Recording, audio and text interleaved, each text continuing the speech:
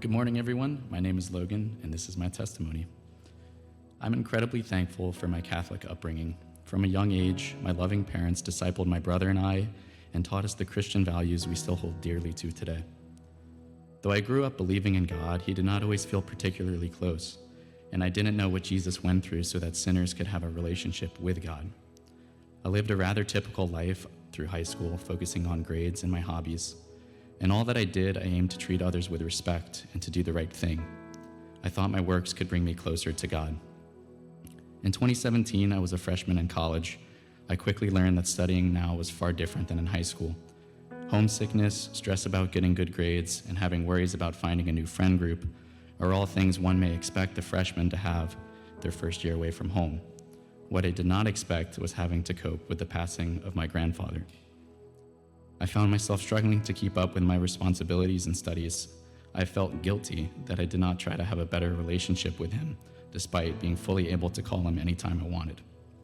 Now that chance was gone. I drew near to my family and my friends and tried to bury my anxieties in mindless activities to which I soon became addicted. And while they helped in the short term, I knew it was just a Band-Aid and that there had to be something more. I knew my brother's roommates quite well, and one of them led a Bible study. I saw his faith in the Lord, that he would provide for him through whatever weather. Admiring this, I downloaded the Bible app and I read the gospel according to Matthew. I was in awe of the love that God has for us, that he would send his only son to die for us, covering our sin with his blood. I began spending much more time in prayer that drew me close to the Lord, prayer that didn't feel like a last resort, but as a way to seek shelter. I lifted my anxieties up to him and he took them off of my shoulders. The Holy Spirit was present inside of me, and a personal relationship with the Lord blossomed and continued for the remainder of my time at college. With the power of the Spirit, I took off sin and put on Christ. After graduating, I started going to Mass at my Catholic church more frequently, and while I did feel closer to God, I realized that I did not feel the sense of community which God prescribes for us in the Bible. I told myself that this was just a result of circumstance and that I was where I was supposed to be. In retrospect, I can say that I fell into a cycle of contentment, and I felt that as long as I had my personal relationship with him, I had all that I needed.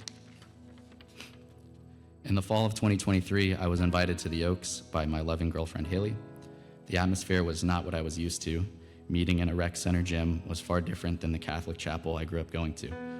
However, I could feel the Lord's presence with us in that building, and I was amazed by the extremely loving community who would do seemingly anything for each other. I began going to service every Sunday. Through the grace of God, my faith has grown as I began to seek discipleship and disciple others at MC. I'm so thankful to the Lord for leading me always and being patient as I tried to pave my own way. I'm being baptized today because Jesus Christ died for us on the cross and was resurrected before returning to the Father. He is my King, my compass, my salvation, and I choose to commit my life to him.